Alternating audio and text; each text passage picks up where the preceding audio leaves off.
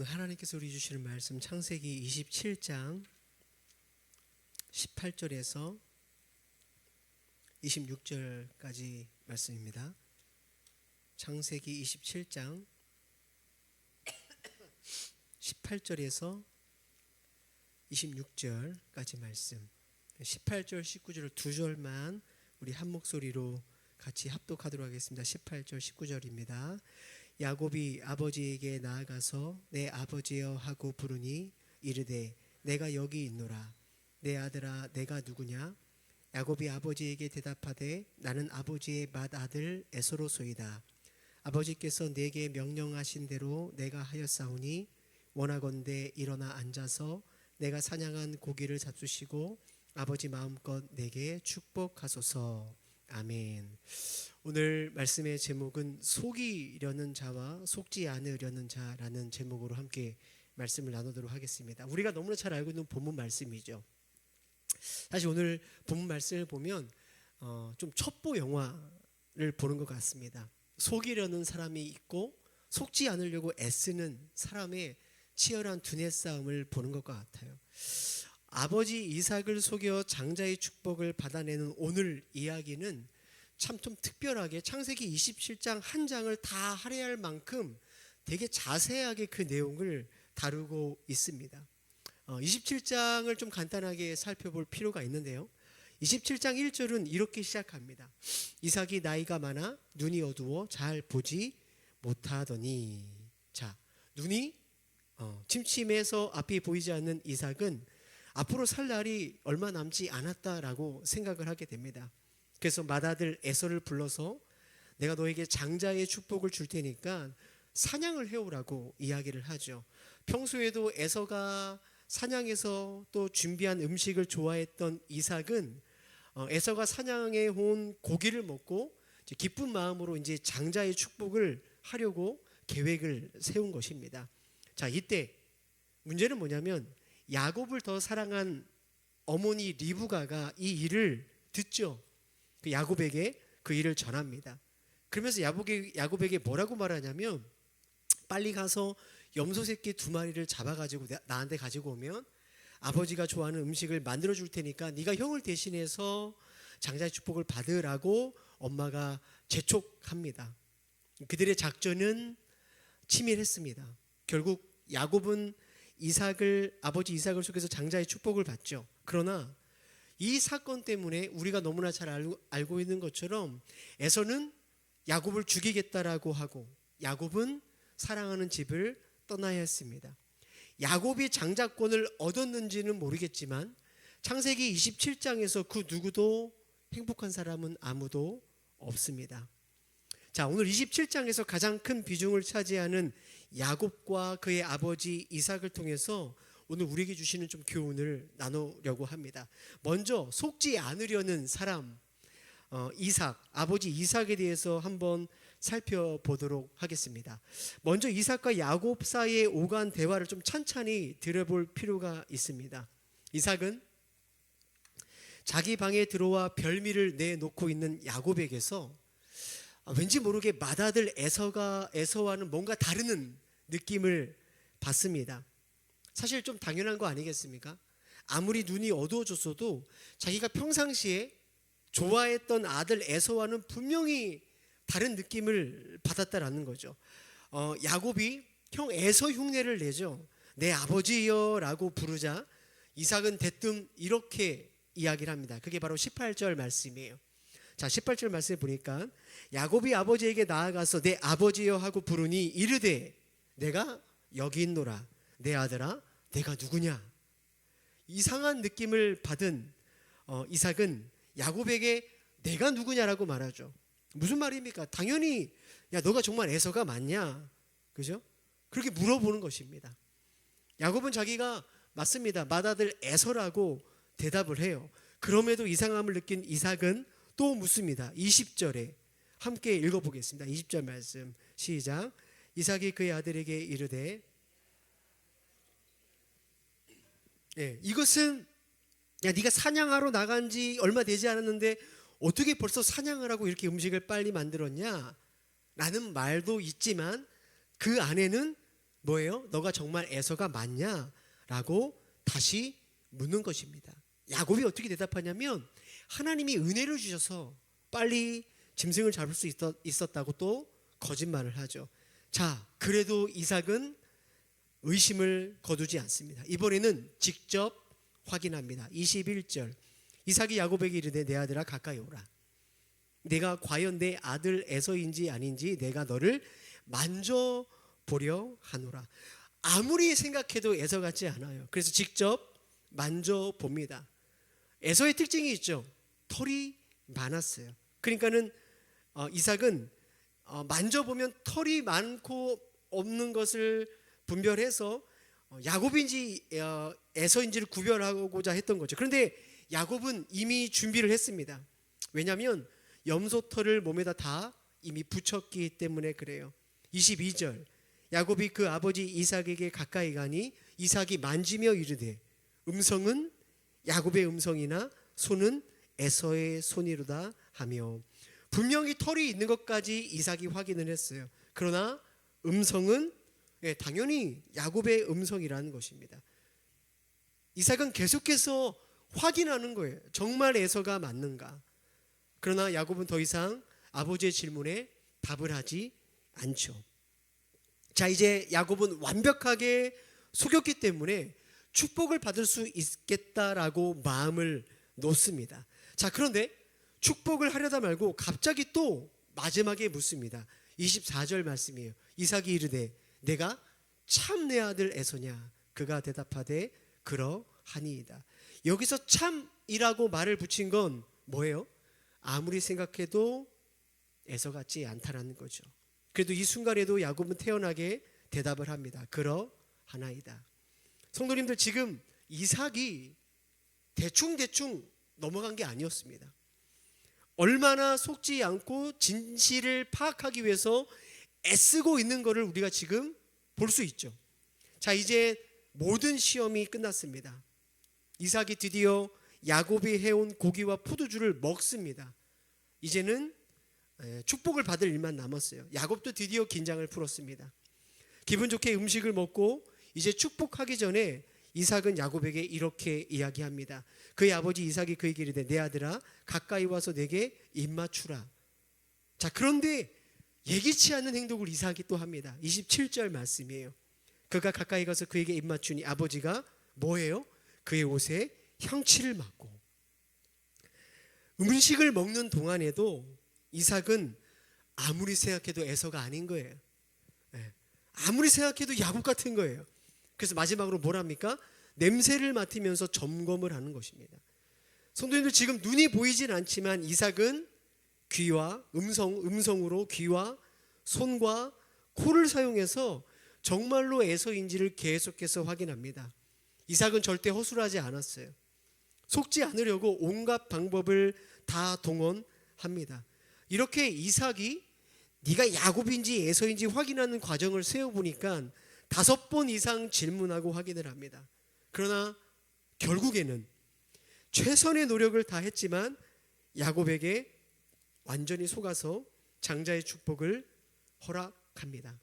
자, 그렇다면 왜 이삭은 끝내 야곱에게 속았는가라는 질문을 해볼 필요가 있습니다. 이삭은 머리가 나쁘지 않았습니다. 그리고 자식에게 무관심하지 않았어요. 정확하게 야곱과 에서를 구분할 줄 알았어요. 그리고 에서와는 달리 이삭은 장자의 축복이, 하나님이 주시는 장자의 축복이 얼마나 중요한지도 알았습니다. 그런데 문제는 뭐냐면 이 축복이 자기가 좋아하는 아들 에서에게 가야 된다라고 생각했던 것이죠. 그래서 지금 그는 철저하게 검증에 검증을 걸쳐서 복을 신중하게 빌어줍니다. 자기가 할 수 있는 건 다 했어요. 그러나 결국에는 뭡니까? 아내에게도 속고 아들에게도 철저하게 속습니다. 얼마나 이게 비참한 일일까요? 우리는 그 이유를 알아야 합니다. 1절 말씀에 그 이유를 우리는 찾아볼 수가 있어요. 자, 1절에 보니까 이삭이 나이가 많아 눈이 어두워 잘 보지 못하더니 라고 성경이 기록하고 있습니다. 자, 나이가 많아 눈이 어두워졌다. 지금 창세기 27장에서 이삭의 나이가 몇 세냐? 이렇게 나이를 따져보면 136 6세입니다. 그러니까 육체적으로 시력이 약해질 나이가 맞죠. 자, 그런데 성경에서 보면 눈이 어두워 잘 보지 못한다라는 이 말의 표현은 단순히 사람의 시력을 갖고만 이야기하지 않습니다. 영적인 상태를 표현할 때 시력이 약하다라는 표현을 성경에서는 동일하게 씁니다. 예를 들어 사무엘 때 엘리 제사장의 눈이 어두워졌다라고 성경은 그를 설명하죠. 그의 영적인 눈, 하나님을 바라보고 하나님의 뜻을 분별하는 눈이 어두워졌다라는 거예요. 그래서 어떻게 됩니까? 사무엘이 선지자로 서기까지 이스라엘은 하나님의 말씀을 분별할 수가 없었습니다. 말씀이 희귀해지는 영적인 암흑 시대를 살아가게 됩니다. 그러니까 지금 이삭의 눈이 어두워서 잘 보지 못한다라는 표현은 육체적인 눈이 어두워졌다라는 뜻도 있지만 사실은 성경을 뭘 이야기하냐면 이삭의 영적인 눈이 어두워졌다라는 거예요. 그러니까 그렇게 속지 않으려고 애를 쓰고 애를 썼지만 왜 속았나? 간단합니다. 영적으로 어두워졌기 때문이다라고 성경은 이야기하고 있는 거예요. 그가 영적으로 어두워졌다라는 사실을 알 수 있는 말씀이 또 있습니다. 2절 말씀 한번 보십시오. 자, 이삭이 말합니다. 이삭이 이르되 내가 이제 늙어 어느 날 죽을지 알지 못하니 라고 말하죠. 성도님들, 우리가 딱 2절 말씀을 보면 어떤 상상이 됩니까? 눈도 보이지 않아요. 내가 이제 언제 죽을지 모르니 라고 말을 하니까 마치 이삭을 생각했을 때 이게 눈도 안 보여서 침상에 누워가지고 죽을 날만 기다리는, 그죠? 괜시니 해주는 음식만 먹는 그러한 돌아가시기 직전의 노인분을 우리가 상상을 하게 됩니다. 그래서 마치 이거 아닙니까? 임종을 앞두고 유언을 남기는 것처럼 에서에게 장자의 축복을 주고 이삭이 이제 곧 죽겠구나 이런 생각을 하게 돼요. 근데 사실 전혀 그렇지 않습니다. 이삭의 나이가 지금 136세라고 말씀드렸죠. 근데 이삭이 몇 살에 죽냐? 창세기 35장 28절 29절 말씀 함께 읽어볼까요? 시작.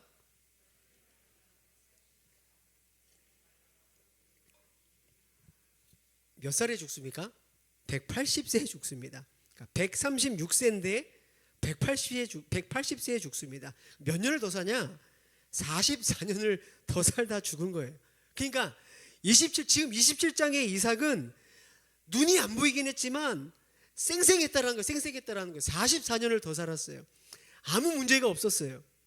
이삭의 말처럼 내가 이제 곧 죽을 날이 얼마 안 남았다, 이 말은 본인 생각이지 전혀 그렇지 않았다라는 거예요. 죽을 날이 얼마 남지 않은, 죄송해요, 연세 많이 드신 어르신이 뭐 어떻게 맨날 고기만 이렇게 먹겠습니까? 그러니까 이삭은 펄펄했다라는 거예요. 그러니까 지금 성경이 이삭에 대해서 뭘 이야기하냐면 영적인 눈이 어두워지니까 이삭은 자기가 믿음의 가문의 아버지로 하나님의 약속을, 언약을 이어가는 그 언약을 이어나가야 하는 이삭이 마치 내가 오늘 내일 죽는 사람처럼 늘 무기력하게 살았다라는 거예요. 이제 나이가 많았으니 나 이제 죽을 거야. 난 이제 할 일이 없어. 더 이상 내가 뭘 할 수 있겠어. 그러면서도 한편으로는 자기 입에 들어가는 고기와 포도주를 즐겼다라는 거죠. 성도님들, 이삭이 어떤 사람인지 우리는 성경을 통해 잘 알 수 있습니다. 아브라함의 약속을 이어받은 사람입니다. 어릴 적부터 여호와 이레를 경험한 사람입니다. 하나님께서 자기 아버지 아브라함에게 주신 말씀이 말씀대로 이루어지고 하나님이 주시는 복이 아버지 아브라함에게 생생하게 일어나는 것을 직접 보고 자란 사람이 이삭이에요. 뿐만 아닙니다. 그가 성인이 됐을 때 이삭이 어떠한 하나님의 은혜를 경험합니까? 그 물이 나지 않는 광야에 이삭은 광야의 땅만 파면 우물이 터져 나옵니다.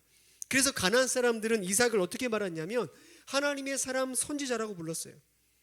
가나안에 살던 그 어떤 왕도 이삭을 건드리지 못했어요. 오히려 이삭과 친하게 지내려고 했죠. 그러니까 이삭은 어렸을 때부터 성장하기까지 어른이 돼서도 하나님의 은혜를 늘 경험한 사람이 이삭이었습니다. 그런데 언젠가부터인지 모르겠지만 이삭은 하나님의 그 말씀, 그 약속을 따라가는 믿음의 삶에서 점점 멀어지기 시작했습니다.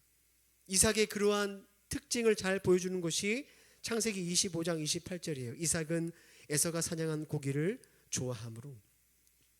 자신의 입에 들어가는 고기를 좋아합니다. 이거는 그의 식성이 육식을 좋아한다 그걸 말하는 게 아니에요. 그가 지금 하나님과 상관없이 이 세상의 즐거움들에 몰두하며 살았다라는 것을 성경이 이야기합니다. 사도 바울은 하나님 없이 세상의 즐거움을 따르는 인생을 빌립보서에 이렇게 말하죠. 여러 사람들이 그리스도의 십자가의 원수로 행하느니라. 그들의 특징이 뭡니까? 그들의 마침은 멸망이요 그들의 신은 배요 그 영광은 그들의 부끄러움에 있고 땅의 일을 생각하는 자라라고 이야기합니다. 바울은 십자가의 원수로 행하는 사람들의 특징이 뭐냐? 배라는 거예요. 그들이 섬기는 신은 자신의 배예요. 그런 사람들은 땅의 일만 생각합니다. 세상의 즐거운 것들, 쾌락들, 자랑하는 것들, 성공들, 내 자신을 즐겁게 하는 그 모든 것을 나의 신으로, 나의 하나님으로 예배하는 사람들, 그 사람들이 바로 십자가의 원수라는 거예요. 자, 그렇게 본다면 그러한 이삭의 모습을 3절 4절이 잘 보여줘요. 3절 4절에 이렇게 기록되어 있어요. 그런즉 내 기구 곧 화살통과 활을 가지고 들에 가서 나를 위하여 사냥하여. 그때 뭐예요? 내가 즐기는 별미를 만들어 내게로 가져와서 먹게 하여 내가 죽기 전에 내 마음껏 내게 축복하게 하라. 이삭이 지금 가장 중요하게 생각하는 것이 다 들어가 있습니다. 뭘까요? 나예요. 나를 위하여 내가 즐기는 내게로 가져와서 내 마음껏.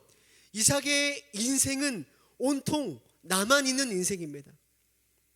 하나님의 말씀 그 약속을 기억해서 에서에게 지금 축복을 주려고 했던 게 아니었던 거예요. 나를 위해서 나를 기뻐하는 그 고기가 좋은 거죠. 고기를 가져다 주는 그 에서에게 그냥 복을 주고 싶었던 것입니다. 이삭에게는 하나님이 보이지 않습니다. 하나님의 말씀과 인도하심을 내가 따라가야지 라는 태도는 이제 이삭에게 없습니다. 사랑하는 성도님들, 영적인 눈이 우리에게 어두워지면 우리는 그때부터 하나님의 약속과 말씀이 전혀 기억나지 않는 삶을 살아가게 됩니다. 그런 사람의 목적은 온통 내가 됩니다. 신앙생활을 한다고 하고 교회를 다닌다고 하지만 여전히 내가 중요한 것입니다. 하나님을 왜 믿죠? 나를 위해 믿는 것입니다. 기도를 왜 합니까? 나를 위해서 하는 것입니다. 나를 위해서 내가 즐기는, 내가 좋아하는 무엇인가를 내게로 가져다 주는 그 하나님을 예배하는 것입니다. 다른 말로 뭔지 아십니까? 내가 원하는 것을 줄 수 없다면, 내가 원하는 것을 나에게 줄 수 없는 하나님이라면 그 하나님을 예배하지 않는 것이죠. 내가 교회를 다니는데 내가 원하는 것을 얻지 못하면 그것이 교회라도 언제라도 떠날 수 있는 거예요. 뭐가 그들의 신입니까? 나에게 무엇인가 만족을 주는 게 나의 신인 거죠. 결국 그들은 자기 자신을 섬기는 것입니다. 이삭에게 가장 큰 문제가 바로 여기에 있었습니다. 영적인 눈에 어두워지니까 입에 들어가는 그 고기와 포도주의 마음을 빼앗기자 이삭은 하나님의 분명한 말씀조차도 거부하는 결정을 합니다. 지지난 시간에 잠시 나눴지만 이삭은 이미 야곱과 에서가 그 엄마 뱃속에 있을 때부터 하나님께서 큰 자가 작은 자를 섬길 것이라는 하나님의 말씀을 들었습니다. 하나님의 뜻을 알았다라는 거예요. 그럼에도 불구하고 이삭은 지금 그 말씀을 거슬러 에서에게 장자권을 주고 있는 것입니다. 왜 에서에게 줍니까? 하나님이 분명히 야곱에게 주라고 했는데 왜 에서에게 줍니까? 에서가 주는 고기가 좋았기 때문에 그렇습니다. 하나님의 말씀보다 내 입에 들어가는 것이 더 좋은 것이죠. 하나님의 말씀보다 나를 만족하는 것을 더 따르는 인생, 그들의 신은 배요, 땅에 있는 것만 생각하는 자로다. 이삭이 그대로 그 모습을 보여주고 있는 것이죠. 그런데 안타깝게도 이삭은 자기가 축복하기를 원했던 에서에게 장자의 축복을 주지 못합니다. 축복은 둘째치고 자기 앞에 있는 사람이 에서인지도 모르고 완전하게 속습니다. 그것도 자기 아들에게 속는 거죠. 영적인 눈이 밝았다면 육적인 눈이 어두웠더라도 이렇게 속는 인생을 살지는 않았을 것입니다. 그가 영적으로 깨어 있었다면 비록 지금 보이지 않더라도 그는 그가 여태껏 경험하고 하나님의 은혜를 경험했던 것처럼 하나님께 이러한 어려운 문제 앞에 기도하며 답을 구했을 거예요. 근데 지금 이렇게 중요한 문제 앞에 이삭은 그 어디에도 하나님께 기도하지 않습니다. 지금까지 인도해 오신 하나님을 찾지 않습니다. 왜 그럴까요?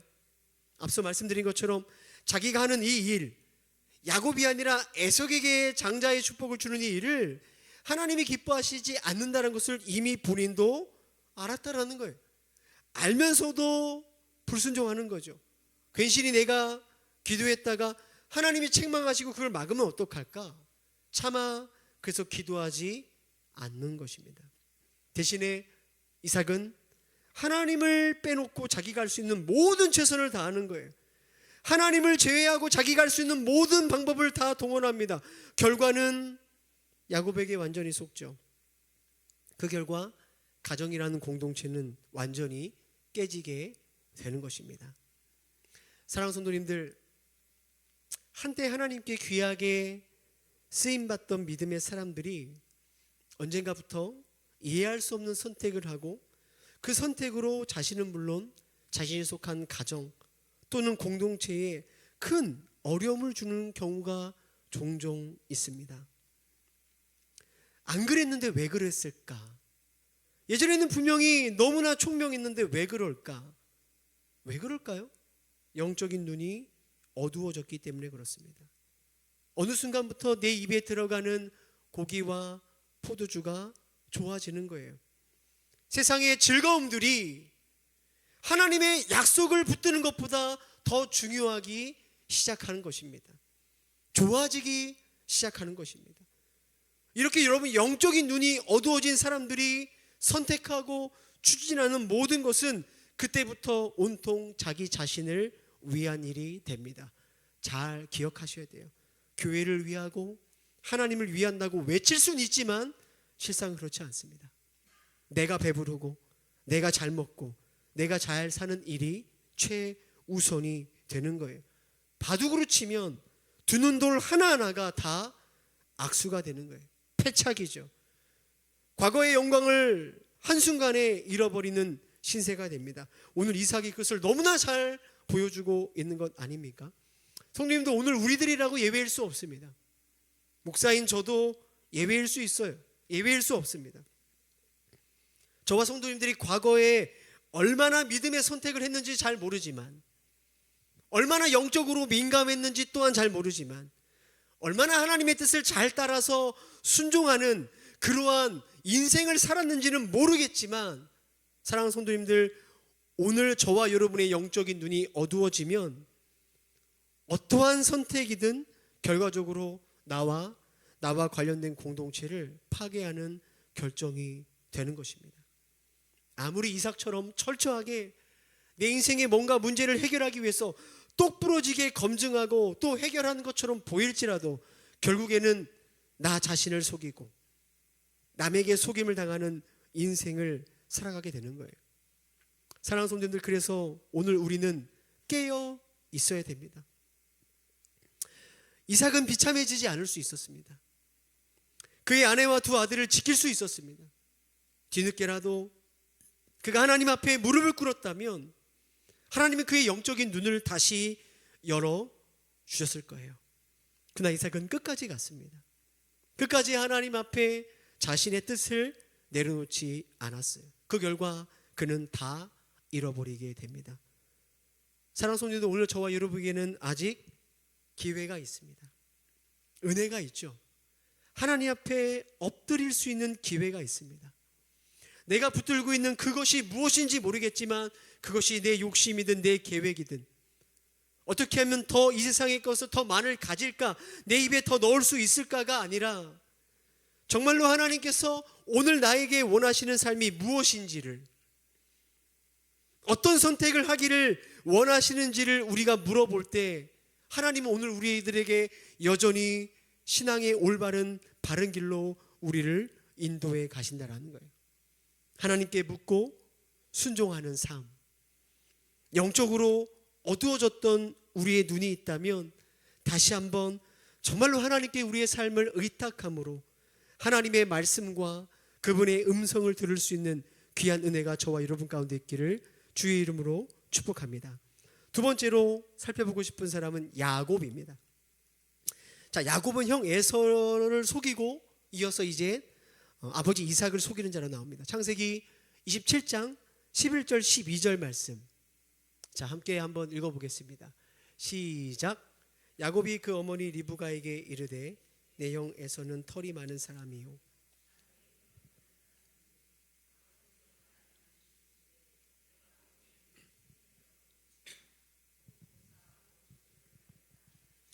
리브가가 야곱에게 말합니다. 야, 내가 음식을 만들어 줄 테니 너가 형 대신에 축복을 받으라 했을 때 어머니, 하나님께서 저에게 장자의 복을 주신다고 어렸을 때부터 그렇게 말씀하셨잖아요. 이런 방식으로는 아닌 것 같습니다. 아버지를 속여서 받는 것은 하나님이 원하시는 방식이 아닙니다. 이렇게 나왔다면 얼마나 좋았을까. 그러나 야곱은 금방 우리가 읽은 대로 이렇게 말합니다. 복은 받고 싶은 거예요. 너무 복이 탐이 나요. 그런데 혹 아버지를 속이다 걸리면 저주를 받을까 두렵습니다 라고 답을 합니다. 그러니까 지금 야곱은 저주만 없으면 얼마든지 아버지를 속여서 복을 받고 싶은 거죠. 우리가 지금 야곱의 나이를, 우리가 예전에 그 성경 동화책을 보다 보니까 자꾸 헷갈리는데 청소년기나 청년의 때로 생각하시면 안 됩니다. 지금 야곱의 나이가 76세입니다. 충분히 생각하고 판단할 수 있는 어른이죠. 그런데 그는 뭐예요? 내 욕심에 붙들려 있는 삶을 살아가는 거예요. 내가 복은 고사하고 저주를 받을까 두렵습니다 라고 말한 야곱에게 어머니가 뭐라고 말하냐면, 어머니가 그에게 이르되 내 아들아, 너의 저주는 내게를 돌리리니 내 말만 따르고 가서 가져오라. 너의 저주는 나에게 돌려라. 어머니가 이렇게 말한다면 여러분, 정상적인 아들이라면 어떻게 됩니까? 무슨 말씀이세요, 어머니? 제가 복 받겠다고 어머니한테 저주를 돌리다니요. 그럴 수 없습니다. 이게 정상적인 아들의 모습입니다. 근데 야곱은 엄마의 말이 떨어지자마자 염소 새끼를 가져서 엄마한테 바치죠. 가져다 주죠. 뭐 하는 거예요? 내가 복 받을 수 있다면 아버지를 속이는 일도, 어머니가 저주를 받는 일도 난 상관없다라는 거예요. 사랑하는 성도님들, 야곱은 살아계신 하나님의 약속을 그분께서 이뤄가신다라는 믿음이 없었습니다. 야곱에게 있어서 하나님의 약속은 너무 더디게 성취되는 거예요. 도대체 언제 내가 장자의 복을 받을 수 있는 거야?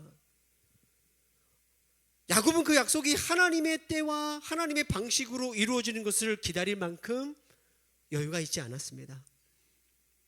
여러분, 이삭이 자신의 힘과 능력으로 어떻게 해서든 에서에게 복을 주려는 것처럼 야곱 역시 자신의 힘과 능력으로 총동원해서 어떻게든 하나님께서 나를 위해 주시겠다는 복을 내 방식으로 가지려고 합니다. 그 과정에서 형을 속이고 아버지를 속이는 거 아니에요? 어머니가 저주를 받더라도 그는 자기 자신의 인생의 가장 중요한 인생인 거죠. 이 모든 선택과 행동을 보면 야곱은 사실 절대로 이스라엘, 하나님의 백성의 조상으로 불릴 수가 없는 자입니다. 사랑하는 성도님들, 오늘 저와 여러분에게는 이삭의 모습도 있지만 오늘 야곱의 모습도 있습니다. 아, 야곱이 이랬구나. 야, 야곱이 참 너무 얍삽하구나. 이게 아닙니다. 내가 이렇게 살아가는구나. 내가 야곱처럼 살아가는구나. 내가 하나님의 자녀로 그분의 백성으로 얼마나 부름받기에 부족한 삶인지를 우리는 야곱을 통해 우리 자신을 봐야 하는 것이죠. 우리는 하나님을 믿는 것처럼 보입니다. 말도 그렇게 할 줄 압니다. 기도를 하면 너무나 하나님을 잘 믿는 것처럼 기도도 합니다.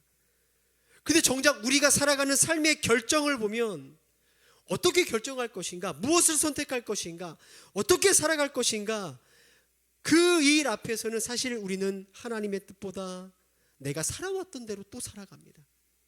야곱처럼 그렇게 살아왔기 때문에 또 그렇게 살아가는 방식을 선택합니다. 저 또한 그럴 때가 있습니다. 저는 하나님을 믿습니다. 그런데 하나님께서 하시는 방법은 제가 볼 때 너무 느립니다.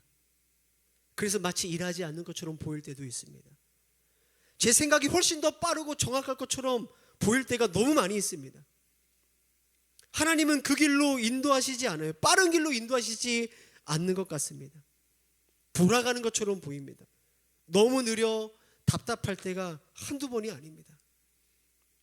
그때 저는 야곱처럼 제 방법, 제 기질, 제 경험을 따라 행동합니다. 과거에 그랬냐고요? 아니요, 지금도 저는 야곱의 모습이 저에게 있습니다. 성도님들은 어떠십니까?